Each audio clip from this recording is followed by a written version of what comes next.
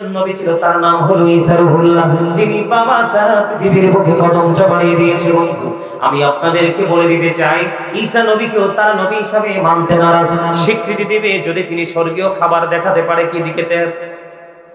তখন আল্লাহ রাব্বুল আলামিন এক খাঁচা স্বর্গীয় খাবার পাঠিয়ে দিলেন। এটার মধ্যে গোশত ছিল, রুটি ছিল, কুরমা ছিল, সব ছিল। বন্ধু, তার মধ্যে সবচেয়ে বড় মজার বিষয় হলো একটা বড় ভুনা মাছ ছিল।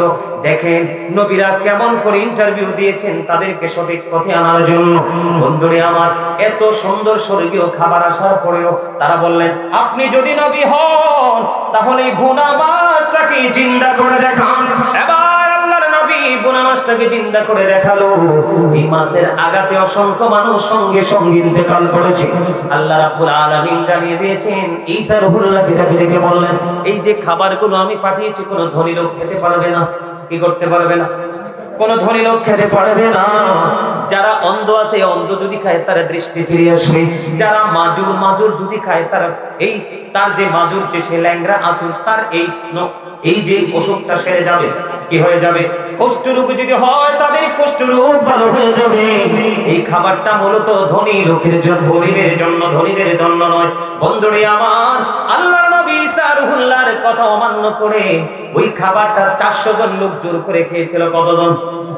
কথা বলেন, কতজন? 400 জন লোক জোর করে খেয়েছিল। 3 দিন তারা সুর অবস্থায় ছিল। কয়দিন? 3 দিন তারা সুর অবস্থায় ছিল।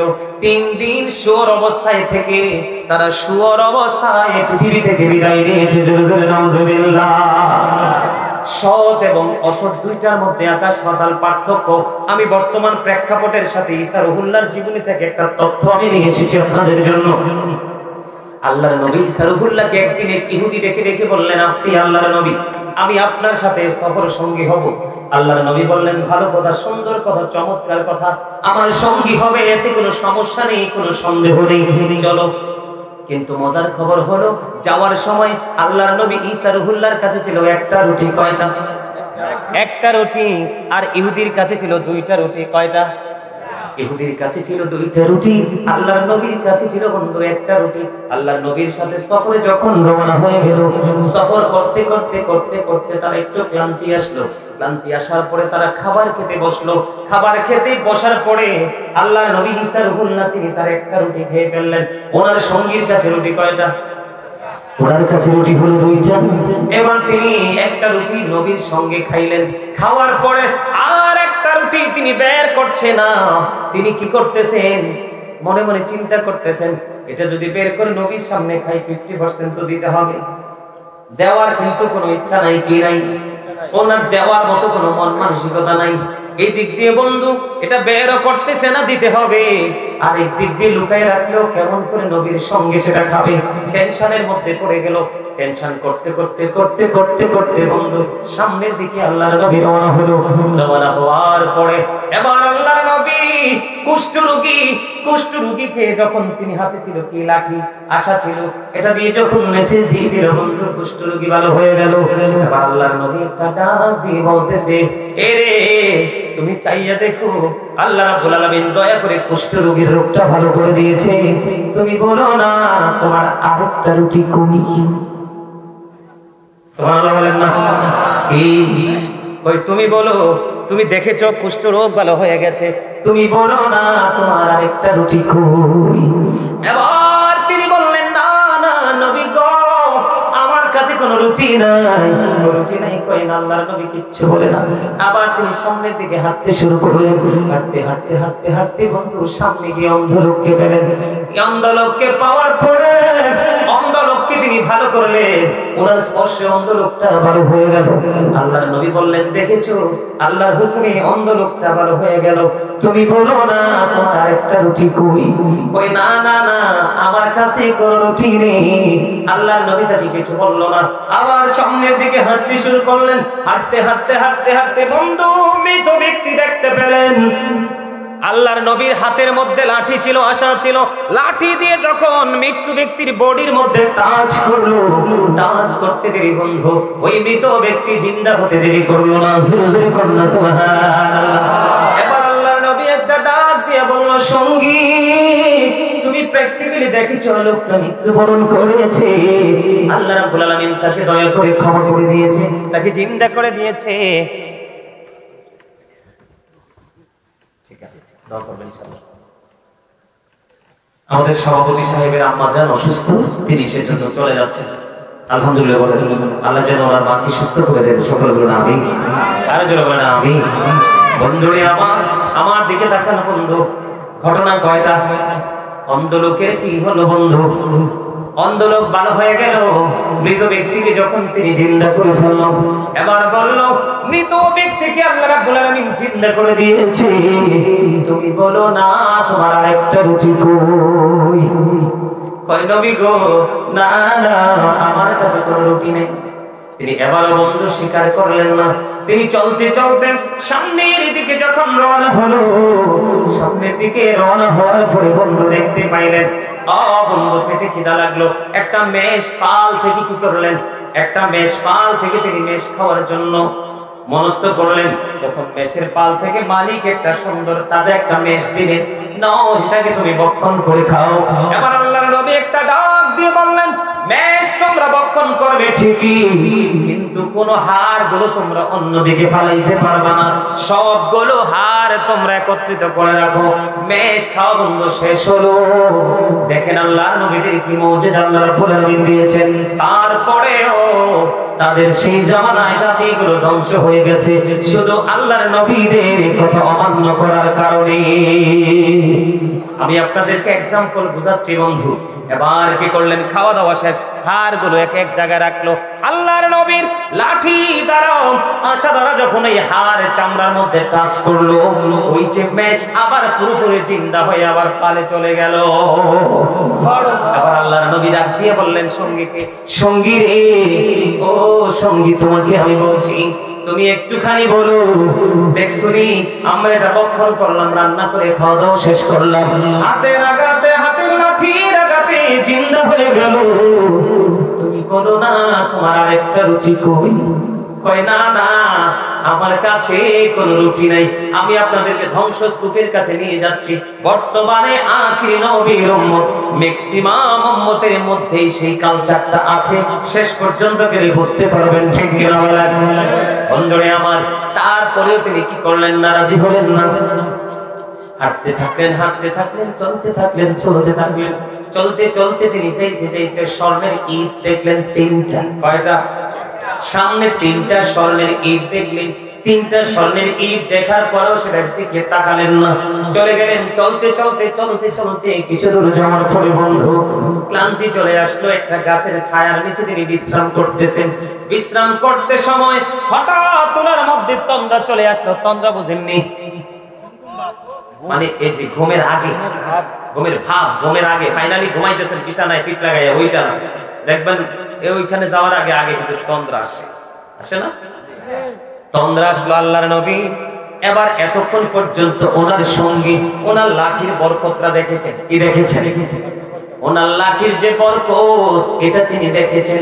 আল্লাহর নবী যখন তন্দ্রাচ্ছন্ন হলো, ঘুমের মধ্যে নিমজ্জিত হয়ে গেল, এবার ওনার সঙ্গী কি করলেন? আল্লাহর নবীর লাঠি নিয়ে তিনি পালিয়ে গেল। জোরে জোরে নাউজুবিল্লাহ। লাঠি নিয়ে কি করলো? পালিয়ে গেল। সেই চিন্তা করতেছে লাঠির তো অনেক বরকত, লাঠির কি? লাঠির অনেক পাওয়ার, লাঠির অনেক কারামতি আছে। আপনারা বলেন আল্লাহর নবীর হাত আর সাধারণ মানুষের হাত কি এক জিনিস? কথা বলেন এক জিনিস? কখনোই এক নয়। আল্লাহর নবীর হাত আর সাধারণ মানুষের হাত কখনোই এক নয়। এবার আল্লাহর নবী ঘুমন্ত অবস্থায় এবার সঙ্গী লাঠি নিয়ে সামনের দিকে হাঁটতে শুরু করলেন। হাঁটতে হাঁটতে হাঁটতে হাঁটতে বন্ধু সামনে গেলেন, গিয়া দেখলেন অনেক মানুষ একত্রিত হয়ে আছে। ওই লাঠি নিয়ে তিনি সামনের দিকে ঢুকলেন। ঢুকার পরে যাইয়া দেখলো তাদের রাজা, ওখানে যে ব্যক্তিটা আছে সেটা সেই আমলের তাৎক্ষণিক সেই আমলের বাদশা। তারা দেখলেন তাদের বাদশা অসুস্থ, বাদশার জন্য তারা কান্নাকাটি করতেছেন। কত ডাক্তার দেখালাম, কত কিছু করলাম, রাজাকে ভালো করতে পারছি না। এবার ওই আল্লাহর নবীর সঙ্গী ডাক দিয়ে বলতেছেন, ওই যে আল্লাহর নবী যে টাচ করেছে, দেখছে যে মানুষ মরা মানুষ জিন্দা হয়ে গেছে, অন্ধ লোকের দৃষ্টি ভালো হয়ে গেছে, বন্ধু জবাই করা মেষ খাওয়ার পর এটা আবার জিন্দা হয়ে পালে চলে গেছে। এটা দেখে তিনি কি করলেন, কয় আমি তোমাদের রাজাকে বাদশাকে ভালো করে দিব, তোমরা আমাকে প্রতিদান দিবে। কয় দিব। এবার কি করলেন, আল্লাহর নবীর লাঠি দিয়ে বন্ধু রাজার গায়ে আঘাত করতে দেরি রে, সঙ্গে সঙ্গে রাজা মৃত্যুবরণ করতে দেরি করে না।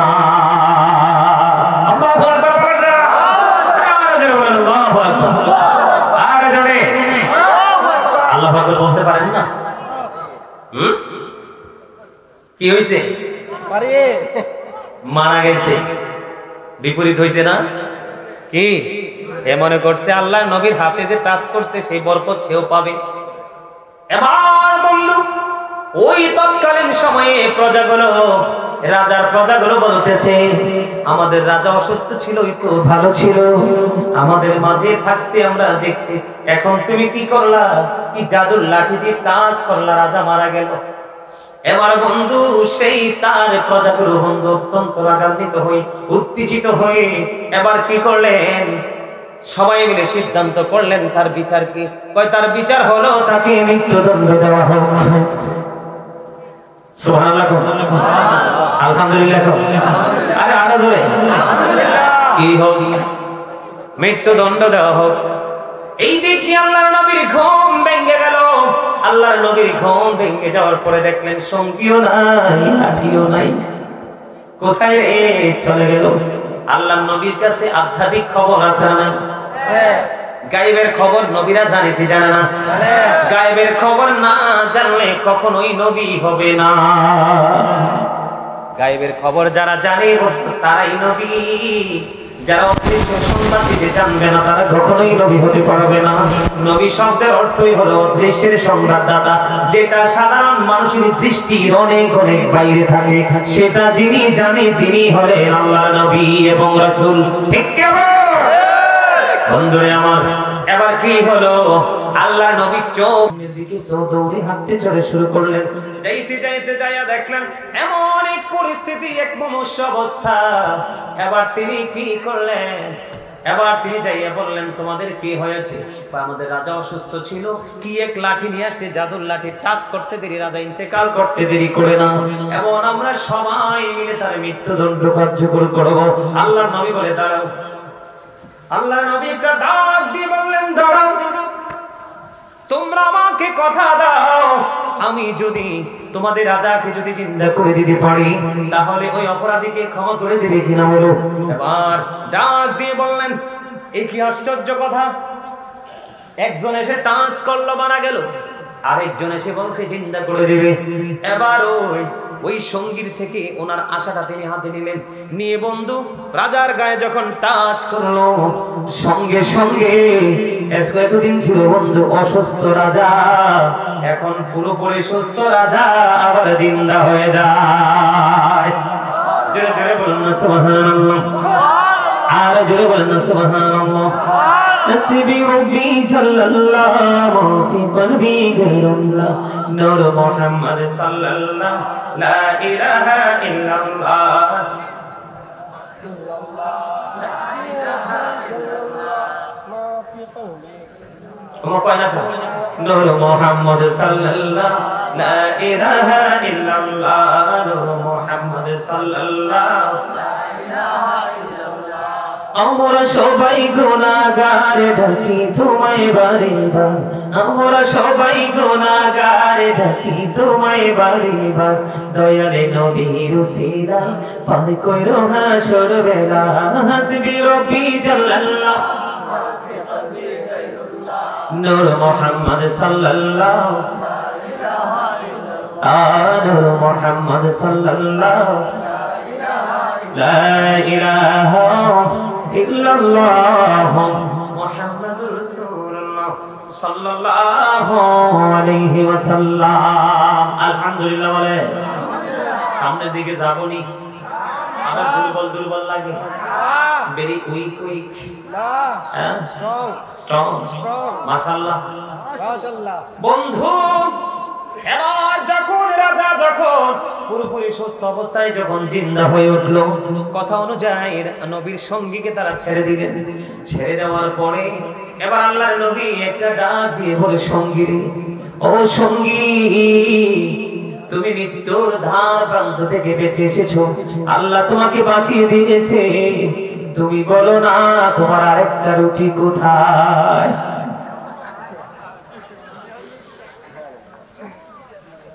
আল্লাহর নবী একটা ডাক দিয়ে বলল, তুমি মৃত্যুর কাঠগড়ায় ছিলে, পাশির দড়ি তোমার কাছে একেবারে নিকটতম ছিল, আল্লাহ তোমাকে দয়া করে বাঁচিয়ে দিল, তুমি বলো না তোমার আরেকটা রুটি কই? এবার সঙ্গীটা ইকা বলে, নবী গো, আমার কাছে হাসাই কইছি কোন রুটি নাই। রুটি কি আছে না নাই? আছে। আরো জোরে বলেন, আছে না নাই? কয়টা? এবার আল্লাহর নবী বললেন, না না, আর সামনের দিকে যাওয়া যাবে না। আল্লাহর হাবিব এখন আল্লাহর নবী কিন্তু এখনো কিছু বলে না, কয় রিটার্ন, আবার কাম ব্যাক করব, আমরা আবার রিটার্ন করব। আবার পুনরায় আগের রাস্তায় তিনি ব্যাক করলেন। ওই যে মাঝখানে বলেছিলাম 3টা স্বর্ণের ইট, মনে আসেনি? যাওয়ার সময় দেখেছিলেন, সেদিকে তাকান নাই, কিন্তু আসার সময় দেখলেন রহস্য। এই স্বর্ণের ইটের দিকে নবীজি, আল্লাহর নবী তাকায়া দেখলেন এখানে লাশ পড়ে আছে। কি আছে? মৃতদেহ পড়ে আছে। এবার আল্লাহর নবী কি করলেন? মৃতদেহে দেখে তিনি কি করলেন? ওনারে ওই যে লাঠি দ্বারা তিনি এবার টাচ করলেন। 3জন ব্যক্তি মৃত্যুবরণ করেছে। কয়জন? 3জন ব্যক্তি মৃত্যুবরণ করেছে বন্ধু। তিনটাই জিন্দা হয়ে গেল। জিন্দা হয়ে যাওয়ার পরে আবার 3জনকে প্রশ্ন করলো, তোমাদের মৃত্যুর কারণ কি? কয় নবী, নবী গো, আমাদের মৃত্যুর কারণ হলো আমরা 4 বন্ধু এখান দিয়ে হেঁটে যাইতেছিলাম, হাইটা যাওয়ার সময় দেখতে পাইলাম এখানে 3টা স্বর্ণের ইট। আমরা বন্ধু হলাম 4 জন। কয়জন? 4 জন। বন্ধু কয়জন? 4 জন। আমরা বন্ধু হলাম 4 জন, কিন্তু স্বর্ণের ইট পড়ে আছে এখানে 3টা। আমরা 3 জন মিলে বুদ্ধি করলাম যে তাকে কোনোভাবে আমরা নাস্তার জন্য পাঠিয়ে দিব, নাস্তা কেনার জন্য। আর এই দিক দিয়ে 3 বন্ধু মিলে 3টা উদ্ভাগ, 3টা স্বর্ণের ইট ভাগ করে নিয়ে যাব। বন্ধুরে আমার, তারা 3 জন মিলে বুদ্ধি করে তাকে নাস্তার জন্য পাঠালেন। এবার যিনি নাস্তার জন্য গেলেন, উনি মনে মনে চিন্তা করলো যে আমি একাই 3টা স্বর্ণের ইট নিব, তাদেরকে নিতে দিব না। উনি নাস্তা বাজারে কিনতে গেলেন। নাস্তা কিনে ওই নাস্তার মধ্যে তিনি বিষ মিশাইয়া দেন। নাউজুবিল্লাহ বলেন না? আর জোরে কি করলেন? বিষ মিশিয়ে দিলেন বন্ধু। এবার যখন তিনি নাস্তা নিয়ে আসলেন, তারা খুব আনন্দে নাস্তা ভক্ষণ করলো। তাদের নিয়ত ছিল আমরা 3 জন মিলে নাস্তা খেয়ে তাকে হত্যা করে ফেলবো। হত্যা করে 3 জন মিলে 3টা স্বর্ণের ইট নিয়ে যাবো, আমরা বড় লোক হয়ে যাবো। কিন্তু ওই 3টার চাইতে বড় দুষ্ট ছিল ওই একটা। ওইটা বিষ মিশাই নিয়ে আসছে বন্ধু। বিষ মিশাই নিয়ে আসার পরে তারা ইন্তেকাল করলো। বন্ধুরে আমার, আল্লাহর নবী উসিলায় আল্লাহ রাব্বুল আলামিন তাদেরকে জিন্দা করে দিল। তারা 3 জন যখন জিন্দা হয়ে গেল, গল্প পুরোটা শুনলো। আল্লাহর নবী আবার ডাক দিয়ে বললেন, তুমি চাইয়া দেখো, ওই 3 জন ব্যক্তি কিছুক্ষণ আগে মৃত ছিল, আল্লাহ দয়া করে তাদেরকে জিন্দা করে দিয়েছে, তুমি বলো না তোমার একটা রুটি কই? সে কয় না, কিছু কয় না, না না নবী গো, আমার কাছে কোনো রুটি নাই। কয় নাই, রুটি নাই, কয় না। ওই যে 3 জন জিন্দা হলো, তাদেরকে আল্লাহর নবী বলল, নাও নাও, তোমরা ইটগুলো নিয়ে চলে যাও। কয় না গো না, ইটের জন্য একবার জীবন নাশ হয়ে গেল। ইটের লোভে আমরা জীবন বিপন্ন হয়ে গিয়েছিল, আর এই ইট নিব না। এবার তারা 3 জন বন্ধু চলে গেল। এখানে আছে কয়জন? একজন আল্লাহর নবী ঈসা রুহুল্লাহ, আরেকজন হলো ওনার সঙ্গী। এবার আল্লাহর নবী ডাক দিয়ে বলতেছে, এখানে স্বর্ণের ইট হলো 3টা, আর আমরা মানুষ হলাম 2 জন। কয়জন? 2 জন। স্বর্ণের ইট কয়টা? 3টা। আমরা মানুষ হলাম 2 জন। ভাগটা কেমন করে করি? আল্লাহর নবী এবার একটা ডাক দিয়ে বললেন, ভাগটা এমন ভাবে করব। আল্লাহর নবী বললেন, যার কাছে একটা রুটি ছিল সে নিবে একটা স্বর্ণের ইট, আর যার কাছে 2টা রুটি ছিল সে নিবে 2টা স্বর্ণের ইট। এক কথা বলতে দেরি, ওই যে পাপিষ্ঠ জাহান্নাম তার খুব নিকটবর্তী, গজব তাকে চারপাশে ঘিরে ফেলেছে। ওই পাপিষ্ঠ নরপিশাচ ডাক দিয়ে বলে, নবী গো, ও নবী, আপনার তো একটা রুটি ছিল, ওটা অনেক আগে খেয়ে ফেলেছেন। আমি আপনার পাশে বসে আরেকটা রুটি খেয়েছিলাম, আপনি চাইয়া দেখেন আমার আরো একটা রুটি এখন অবশিষ্ট আছে। তার মানে দুইটা স্বর্ণের ইট আপনার বিচার অনুযায়ী আমি পাবো। জোরে জোরে বলেন না নাউজুবিল্লাহ। এবার আল্লাহর নবী একটা ডাক দিয়ে বললেন, আমি তোমাদেরকে পরীক্ষায় পালাইলাম, আমি তোমাকে ট্রাই করেছি, পরীক্ষায় ফেলেছি, তুমি কি পরীক্ষায় বিজয়ী হও নাকি তোমার পতন হয়?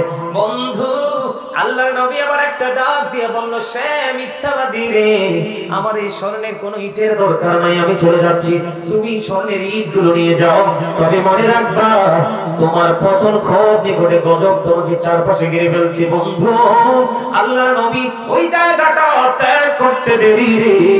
ও বন্ধু, যখন অনেক বেশি খুশিতে আত্মহারা, তিনটা ওট তিনি বুকে জড়িয়ে নিয়ে তিনি ওনার গন্তব্যে নিয়ে যাবে, ইটগুলোকে স্পর্শ করতে দেরি রে, তার পায়ের কাঁচ দিয়ে মাটি বন্ধু কেটে দুইটা ভাগ হয়ে গেল, সে মাটির মধ্যে ইট সব গ্রথিত হয়ে গেল, সে সাথে সাথে মাটি তাকে গ্রাস করে ফেললো।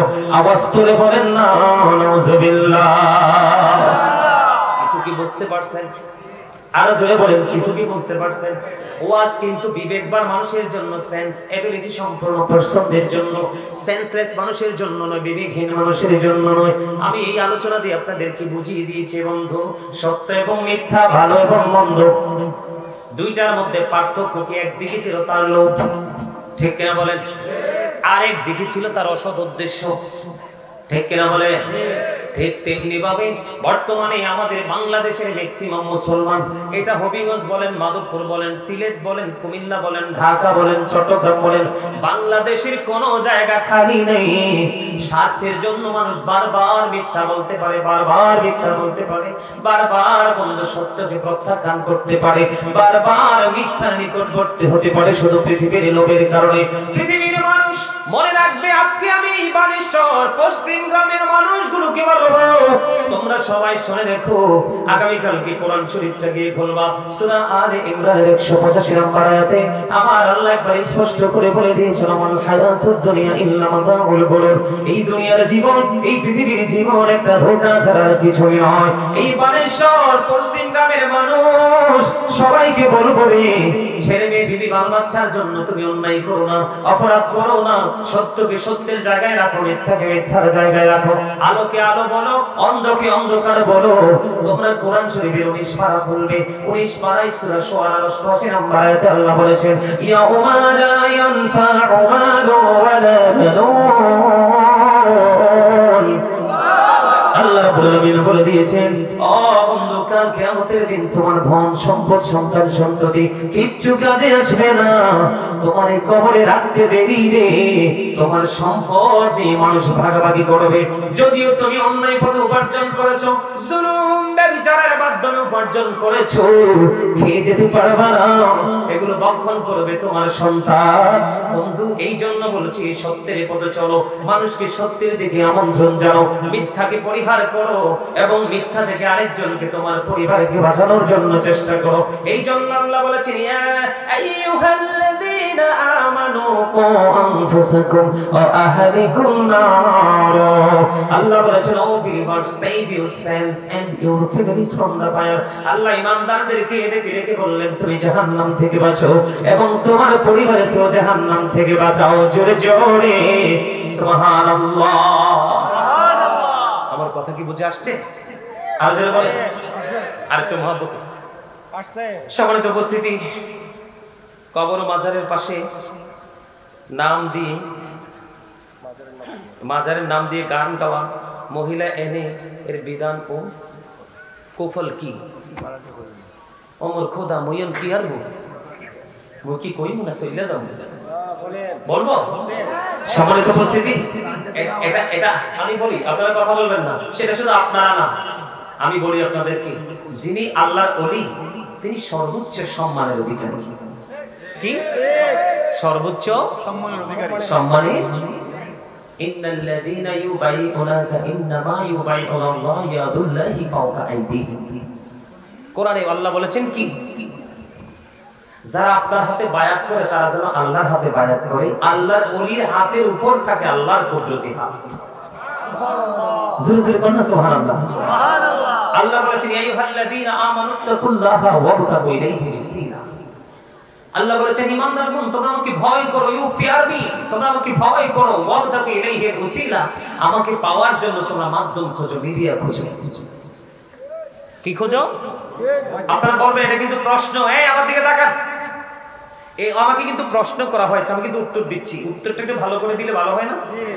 আপনাদের বিবেকে ভালো করে ঢুকবে, ভালো হয় না? আল্লাহ বলেছেন তোমরা কি করো? ওয়াবতাগু ইলাইহি ওসিলা, তোমরা আমি আল্লাহকে পাওয়ার জন্য তোমরা উসিলা তালাশ করো। আল্লাহ উসিলাটা কি? আল্লাহ বলেছেন অকুনু মা'আস সাদিকিন, ট্রুথফুল বেন, সত্যবাদী লোক। এখানে সত্যবাদী লোক সাদিকিনের ব্যাখ্যা করতে গিয়ে আপনার তাফসীরে রুহুল বায়ান, তাফসীরে মাযহারি, তাফসীরে কদরির মধ্যে এসেছে শাইখ ইসমাইল হাক্কি রাদিয়াল্লাহু তাআলা আনহু থেকে এখানে বলা হয়েছে সাদিকিনের ব্যাখ্যা করতে গিয়ে তাফসীরে রুহুল বায়ানে আল্লাহর ওলিদের কথা, তাফসীরে মাযহারির মধ্যে আল্লাহর ওলিদের কথা, কিন্তু তাফসীরে কদরির মধ্যে এসেছে হক্কানি আলেমদের কথা। কারণ হক্কানি আলেমরা হচ্ছে আল্লাহ আল্লাহ রাসূলের বিধি বিধানের খুবই। সুবহানাল্লাহ। আর জোরে বলেন না সুবহানাল্লাহ। কথা কি বুঝতে পারছেন? আমি কিন্তু মাঝখান দিয়ে আরেকটা আয়াত বলেছিলাম। আল্লাহ বলেছিলেন join with my dear people, come to my paradise. আল্লাহ বলেছেন ফাদখুলি ফি ইবাদি ওয়াদখুলি জান্নাতি, আমার প্রিয় লোকেদের সাথে যুক্ত হও আর আমার জান্নাতে চলে আসো। বলছে কে? আপনারা সবাই জানেন আলা ইন্না আউলিয়া আল্লাহি লা খাউফুন আলাইহিম ওয়া লা হুম ইয়াহজানুন। আল্লাহ বলেছেন behold verily the friends of Allah have nothing to fear or to regret। আপনারা শুনেছেন নাহনু আউলিয়াউকুম ফিল হায়াতিদ দুনিয়া feel আখিরাহ, we are your protecting friends in the life of the world and in the hereafter। আমরাই তোমাদের বন্ধু দুনিয়ার জীবনে এবং পরকালের জীবনে। এখানে কি আল্লাহর ওলিদের অনেক বেশি মর্যাদা আছে না? আছে। আল্লাহর ওলিরা কি নামাজ পড়ে নাই, রোজা রাখে নাই, হজ করে নাই, যাকাত দেয় নাই, সৎ পথে চলে নাই, সৎ উপদেশ দেয় নাই, অসৎ কাজকে তারা ঘৃণা করে নাই, সবকিছু করেই তারা আল্লাহর ওলি হয়েছেন। কারণ যারা আল্লাহর ওলি তাদের বন্ধু হলো স্বয়ং আল্লাহ। আল্লাহু ওয়ালিউল্লাযীনা আমানু। জোরে জোরে বলেন আল্লাহু আকবার। সম্মানিত উপস্থিতি, যেই বিষয়টা নিয়ে আমার কাছে আলোচনা বা প্রশ্ন করেছেন আপনারা, যে মাজারের নাম দিয়ে গান বাদ্যযন্ত্র করা মহিলাদেরকে নিয়ে এই যে নাচানাচি করানো, সেটার কুফল কি, সেটার কুফল নিয়ে বিস্তারিত আলোচনা করতে গেলে অনেক লম্বা সময়। তারপরও আমি এই বিষয়টা আলোচনা করার চেষ্টা করব, কারণ the music and musical instrument will be impressed. কিয়ামতের পূর্বক্ষণে গান বাদ্যযন্ত্র বেড়ে যাবে, এটা কিয়ামতের আলামতের মধ্যে অন্যতম একটা আলামত। আজকে শুধু মাজার না তো, আপনি বিয়ে বাড়িতে দেখবেন, সুন্নাতে খাতনা করানো হইলে দেখবেন আপনার কি হয়ে যায়, গান বাদ্যযন্ত্র এটা বেশি বেশি করে হয়। আমি আজকে আপনার আলেমদেরকে কেন্দ্র করে বলবো, মানে এই এলাকার যত আলেম ওলামা রয়েছেন আমি তাদেরকে কেন্দ্র করে বলবো যেই স্টেজে হারাম কাজ হয় সেই স্টেজে কখনোই হালাল কাজ বৈধ নয়। যেখানে যেই বাড়িতে যেই বিয়েতে গান বাদ্যযন্ত্র নাচানাচি হবে, অশ্লীল বেহায়া করা হবে, সেই বাড়িতে মিলাদ চলবে না, দোয়া চলবে না, কারণ সেটা একই জায়গায় যায় না। আল্লাহ রাসূলের নিষেধ। এই স্ট্রং জায়গাটাকে আরো স্ট্রং করতে হবে কমিটি এবং আলেমদেরকে নিয়ে। আলেমদেরকে শক্ত অবস্থানে থাকতে হবে। আমরা তো আছি বেকায়দায়, একজন শক্ত ভূমিকা রাখলে তাকে বিদায় ঘন্টা বাজিয়ে দেয়, কিন্তু আরেকজন এই মসজিদে আসার জন্য ওদের আগ্রহী থাকে। কথা বলেন না কেন? তাকে ভুল বললাম? বন্ধুরে আমার দিকে তাকান আপনারা। আমি আগে গান বাদ্যযন্ত্রের কুফলটা কি আমি আগে বলি, তারপরে নারীদের কথা বলবো। আল্লাহর হাবিব সরকার মদিনা তিনি বলে দিয়েছেন, মাঠের মধ্যে পানি দিলে যেমনি ফসল তৈরি হয়, গানের মাধ্যমে তেমনি মানুষের হৃদয়ে নোংরামি তৈরি হয়। আল্লাহর হাবিব সরকার মদিনা তিনি বলেছেন, যারা গানের আসরে যায় তারা পাপী। তারা কি? পাপী। যারা কান লাগায় গান শুনে তারা হলো ফাসিক। কি? মন দিয়ে গান শুনে না? কথা বলেন না কেন? আরো জোরে কোন গান শুনে কি শুনে না? ও প্রিয়া তুমি কোথায়? নাউজুবিল্লাহ। নাউজুবিল্লাহ কোন? কথাটা কিন্তু হারাম না। কি? ও প্রিয়া তুমি কোথায়? প্রিয় প্রিয়াকে ডাক দিতেই পারে ভালোবেসে, এই কথা হারাম নয়। এটার সাথে ঢোল, তবলা, বেহেলা, তানপুরা, রোলিন, একতারা, দোতারা, তিনতারা যে মিউজিক, সবগুলো এক করা হয়, ওইটা হলো ইমানদারের জন্য হারাম। আর বেঈমান কাফেরের হারাম হালাল কোনটাই নাই, তারা অনন্তকাল থাকবে জাহান্নামে। কথা কি বুঝছেন? আরো জোরে বলেন। তবে গানের মধ্যে শব্দ কিছু অশ্লীল শব্দ আছে না? বন্ধুরে আমার, যেই ব্যক্তি গান কান লাগায় শোনে, এখান থেকে বন্ধু মজা নেই। অনেকে গানটা শোনার পরে বলে ইস ফ্যান্টাস্টিক, আছে না এরকম? আমার নবী বলেছেন যে গান থেকে মজা নিল সে যেন কুফরি করলো। গান শুনে অন্তর থেকে মজা নেওয়া কুফরির অন্তর্ভুক্ত।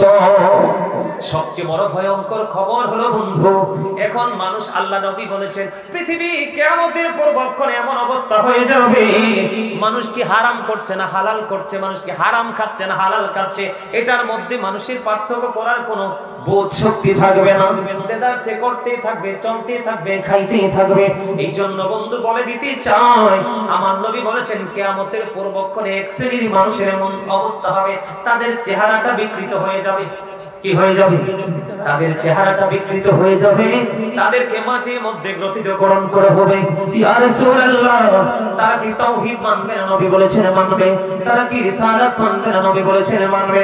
আমার নবী বলেছেন শুধু তাওহীদ রিসালাত নয়, আমার নবী বলেছেন ওয়া ইয়াসুমুন, তারা রোজা রাখবে, ওয়া ইয়াহুজ্জুন, তারা হজ করবে, ওয়া ইউসাল্লুন, তারা নামাজ পড়বে। তারা রোজা রাখবে, হজ করবে, নামাজ পড়বে, আল্লাহ মানবে, রাসূল মানবে, তারপরেও কি তাদের এই সাজাটা বহাল থাকবে? আমার নবী বলেছেন তারপরেও তাদের এই সাজাটা বহাল থাকবে, কারণ তারা একদিকে মিউজিক এড করবে, আরেকদিকে অশ্লীল শব্দ দিয়ে গান রচনা করবে, আর গানের আসরে মদের আসর বসাবে। আছে না নাই? কথা বলেন না কেন?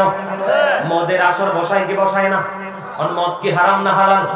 আল্লাহ, মদ হালাল, আল্লাহ বলেছেন ইন্নামাল খামরু ওয়াল মাইসিরু ওয়াল আনসাবু ওয়াল আজলামু রিজসুম মিন আমালিশ শাইতান। আল্লাহ বলেছেন মদ, জুয়া, মূর্তি, বাদ্য গণনা করা এগুলো ঘৃণ্য বস্তু, শয়তানের কাজ। এখন শয়তান কি ইমানদারের বন্ধু না শত্রু? Satan is the eternal enemy of the believers. Inna shaytana lakum aduwwun fattakhizuhu aduwwa। আল্লাহ বলেছেন, জোরে জোরে বলেন আল্লাহু আকবার। কার কাজ? কথা কয় না। আর কাজ? আর জোরে বলেন কার কাজ? বন্ধুরে আমার, এটা এতটাই নোংরা। হযরত ইমাম আযম আবু হানিফা রাহমাতুল্লাহি আলাইহি তিনি বলেছেন, তোমরা যখন দেখবে কোন মানুষ মদ পান করেছে, তোমরা তাকে 80টা জোড়া মারবা। নাউজুবিল্লাহ বলেন না? কয়টা? আমরা কি হানাফি মাযহাব অনুসরণ করি কি করি না? 80 জোড়া মারবা। হুজুর কেন গো? কারণ যখন সে মদ পান করে তখন সে সেন্সলেস হয়ে যায়, বিবেক শূন্য হয়ে যায়, তখনই সে বেবিচারে লিপ্ত হয়। এই জন্য মদ পান করতে দেখলেই তোমরা কি করবে? 80 জোড়া মারবা। দুঃখজনক হলেও সত্য, একবারে মাঝখানে একবারে বন্ধু কম বয়সী একটা মেয়েকে বন্ধু এখানে সব দিকে পুরুষ ঘিরে ফেলেছে, নাচানাচি করতেছে, বডি ল্যাঙ্গুয়েজটা ছিল অত্যন্ত নোংরা, টাকা বন্ধু চিঠি চিঠি দিচ্ছে। বন্ধুরা সব কিছু দিল, ভালো হয়েছে আমাকে প্রশ্নটা আজকে দিয়েছেন, আমি উত্তরটা আজকে দিয়ে যাব।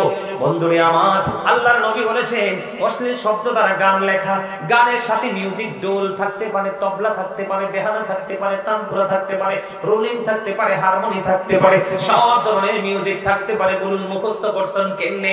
বন্ধু এই সবগুলো মুখস্থ করেছি হাদিস শরীফ থেকে। এখন আমি বললে অনেকেই বলবে বন্ধু এটা আধ্যাত্মিক ভাবে হালাল, যেটা শরীয়তের দৃষ্টিকোণ থেকে হারাম, এটাকে মারফত দিয়ে হালাল করার কোনো ইখতিয়ার নাই। ঠিক কিনা বলেন? আমি আপনাদেরকে সোজা করে বলি, গাছ লাগাইছেন কি গাছ? তেঁতুল গাছ। কি গাছ? তাও টক। কি কথা বলে না? গাছটা কি? একেবারে টক। এখন এই গাছে কি টক তেঁতুল আসবে না মিষ্টি? আর আশা করি বিবেকবান যারা বুঝে গেছে, ঠিক কিনা বলেন? গাছটা যেমন হবে ফলটা তেমন হবে। শরীয়তে যদি হারাম হয়, নিষিদ্ধ হয়, মারেফাতে শরীয়ত তরিকত হাকিকত মারফতে বৈধতা দেওয়ার কোনো ইখতিয়ার পৃথিবীর কোনো মানুষের নেই। কথা বলেন না কেন? আল্লাহর হাবিব বলেছেন চেহারাটা তাদের বিকৃত হয়ে যাবে, মাটি তাদেরকে গ্রাস করে ফেলবে। তার কারণ হলো তারা নামাজও পড়বে, রোজাও করবে, হজও করবে, আল্লাহ মানবে, রাসূলও মানবে, শুধু তারা গান বাদ্যযন্ত্রকে বেশি বেশি ভালোবাসবে।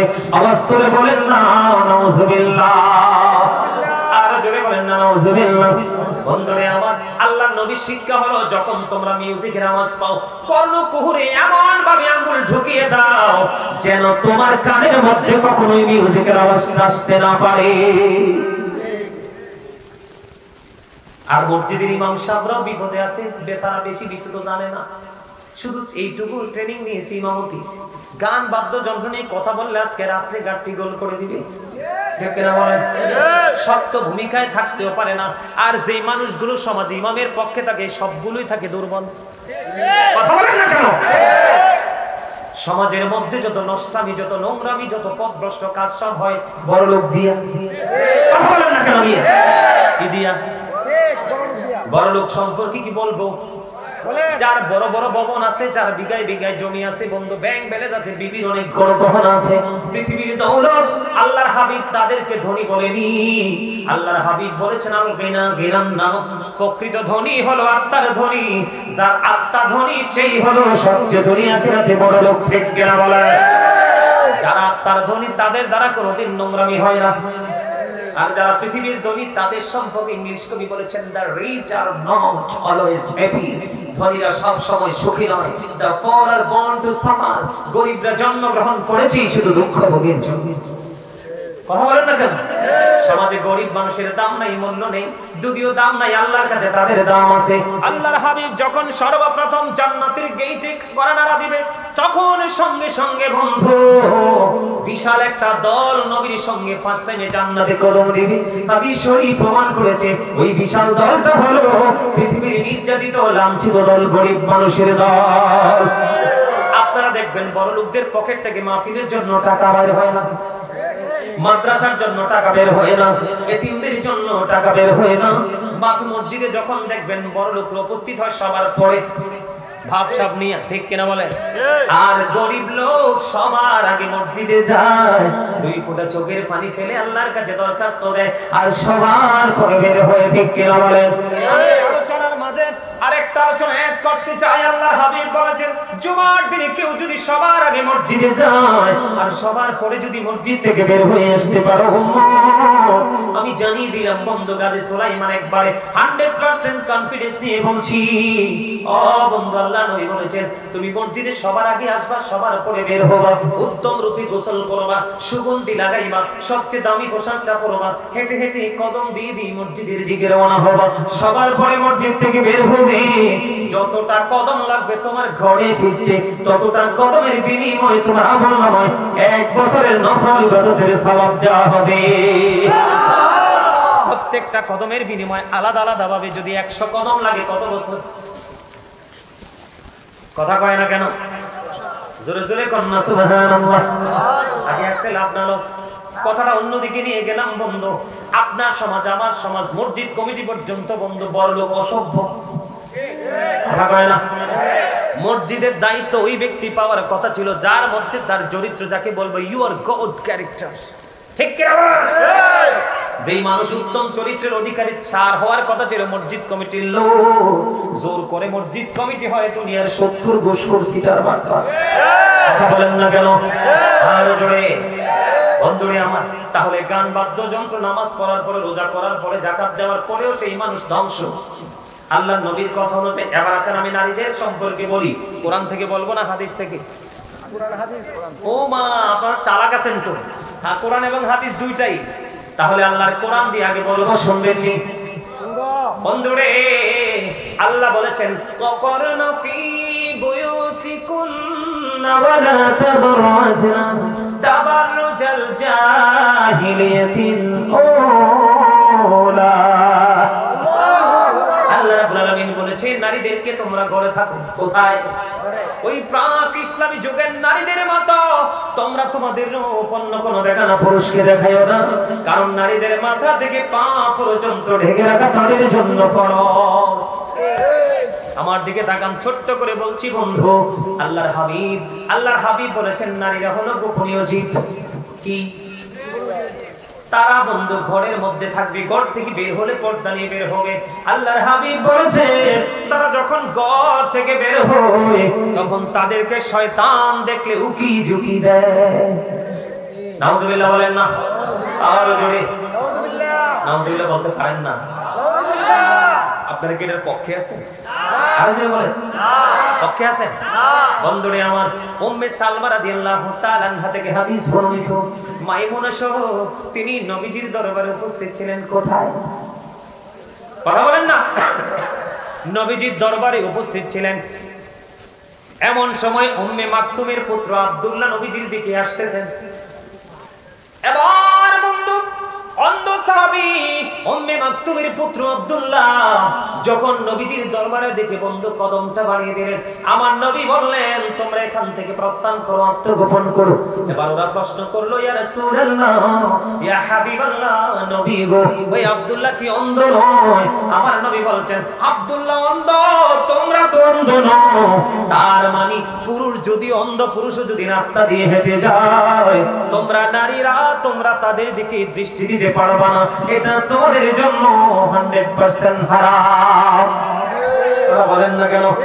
আল্লাহ বলেন ঠিক না বেঠি? এবার আসেন, আল্লাহর হাবিব বেগানা নারীদের কাছে যাইতে নিষেধ করলো। তখন আল্লাহর হাবিবকে একজন ব্যক্তি প্রশ্ন করলো, ইয়া রাসূলুল্লাহ, ও দেবর সম্পর্কে আপনার মন্তব্য কি? আমার নবী বলল, একটা নারী তার দেবরের সাথে দেখা করার চাইতে তার মৃত্যুটা অনেক অনেক বেশি দামি। এবার আসেন, আমি আরেকটা হাদিস শরীফের একটু অংশ শোনাই। আমাদের মধ্যে এক ধরনের নারী আছে যাদেরকে বলা হয় মর্দা মহিলা। কি মহিলা? মর্দা মহিলা। বলে, হুজুর এই মহিলাটা কে গো? এই মহিলাটা পুরুষের পোশাক পরে পুরুষের মতো চলতে পছন্দ করে, জিন্স প্যান্ট টি শার্ট। আছে না নাই? আল্লাহর হাবিব বলেছেন, যেই নারী পুরুষের পোশাক পরবে এবং যেই পুরুষ নারীর পোশাক পরে উভয়কে লানত দিয়েছেন, ওই মর্দা মহিলা তাদের জন্য আল্লাহর হাবিব অত্যন্ত চমৎকার ভয়ঙ্কর খবর দিয়েছেন। তাদের জন্য তিনাতুল খাবালটা বরাদ্দ থাকবে। কি থাকবে? এটার নাম কি? তিনাতুল খাবাল। ইয়া রাসূলুল্লাহ, আরেকটা জাহান্নামে নিংড়ানো রক্তপুঞ্জ অথবা ঘাম। জোরে জোরে কন্যা নাউযুবিল্লাহ। বন্ধুরে আমার, এক ধরনের পুরুষ আছে আমাদের মধ্যে, দায়ুস পুরুষ, যেটা তার বিবিকে অন্য পুরুষের সাথে দেখা করতে দেখেও বারণ করে না। এটার জন্য কোনো ক্ষমা নাই, এটার জন্য কোনো ক্ষমা নাই বন্ধু। এই জন্য আমি আপনাদেরকে বলে দিতে চাই, আপনাদেরকে ইনফর্ম করতে চাই বন্ধু, এই যে আমার ভাই বলেছে নরমালি নারীরা বেগানা পুরুষের সামনে যাওয়া কি জায়েজ নাই, ঠিক কিনা বলেন? মাথা থেকে পা পর্যন্ত ঢাইকা রাখা তার জন্য ফরজ। ও বন্ধু, শুধু কি নারীর দোষ? এখানে পুরুষের কিন্তু দোষ আছে। আল্লাহর হাবিব বলেছেন, তোমরা যখন রাস্তা দিয়ে হাঁটা চলা করো তখন তোমরা তোমাদের দৃষ্টিটাকে নিম্নগামী করে রাখো, নিচের দিকে করে রাখো, তোমরা তাকাইও না। আর কেমন ক্যারেক্টারলেস পারসন বন্ধু, সে আরেকজনের বউ, আরেকজনের মেয়ে, আরেকজনের সন্তান নিয়ে এসে ওই অসংখ্য পুরুষের মাঝে নাচতে দে, তাও আল্লাহর ওলির কদমে। জোরে জোরে কন্যা নাউযুবিল্লাহ। এরা এমনিতেই ধ্বংস। আল্লাহর বন্ধু, আল্লাহর প্রিয় বন্ধু, আল্লাহর ওলিদের মাজারকে অপবিত্র করার কারণে তারা আরো বেশি ধ্বংস। তাদের জন্য বরাদ্দ আছে জাহান্নাম। ও বন্ধু, জোরে জোরে বলুন না নাউযুবিল্লাহ।